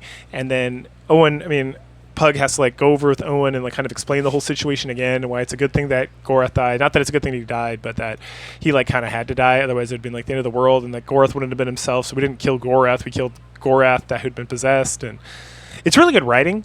Like, it kind of seems like Owen's being a little bitch, to be completely honest, but I mean, he's like 18, right? So it's like, this is like a mentor friend who he's been traveling with for like a year or something, right? And it's like all of a sudden this guy's dead. And so it's pretty good, not gonna lie. So then we kind of like take a break from that. We go elsewhere, and we find that Moraluf, who's the son of Delican, he's getting his ass handed to him. And then he gets a message from Delican about how they captured Prince Arutha. So then he follows the messengers, and it appears to be true, because then you have Delican, and then this other dude rolls up who reveals himself to be Muramandamus, and they're standing with Prince Arutha on top of like the edge of Sestheron, talking about how they defeated them, how they killed the dragon, how they're victorious in everything they tried to do, and that everything's going to be great, and they got like the magic sword that they've been trying to get and everything like that. And then a dragon shows up, like the dragon of all, and being ridden by Pug, and then he calls them out for being a liar, and then the dragon knocks Delican and Mermandama blah blah blah to their death. And so then there's like the forces of the prince like kind of call like a battle, and so Moralef is like, oh shit, time to go. And so he runs up and grabs the sword that Muramandamos was holding, but then gets assassinated immediately by Nerub. And remember, Nerub is the archenemy of Delican, the other archenemy after Gorath. And then he's like, oh hoo hoo, I will take the sword and rise up a new army, and I will be the lord of this area because I am around this sword. And then he like runs off. And then Pug lands next to Arutha as the forces of Mordor like escape to the north away from the prince's forces. And then Arutha's like, that was very clever.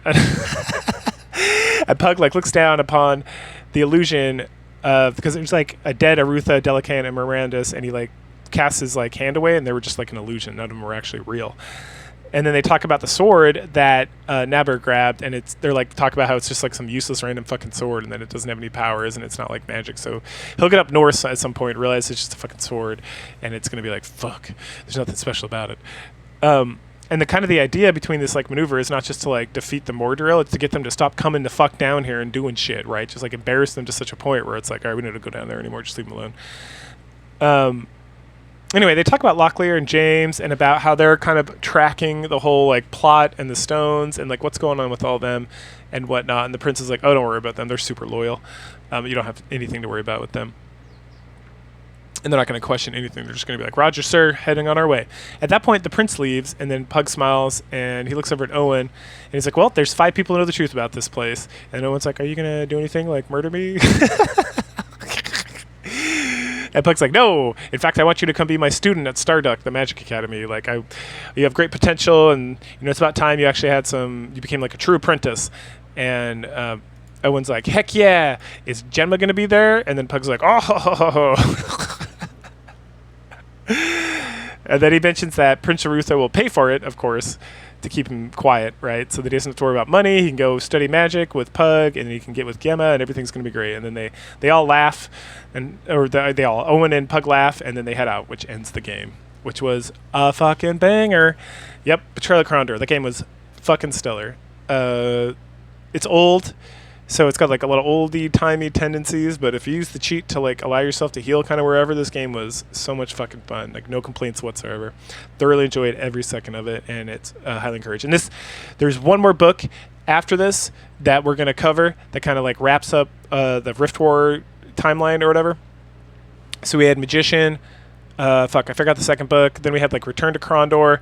Then this, and then we're gonna have Seth Theron, which is the final book, which is going to get into some more good stuff. I'm pretty sure this is chronology. If this is in a different order, that's because I'm an idiot and I didn't like look into it well enough until I got through everything. So go ahead and like, share, subscribe, comment, and I will catch you guys later.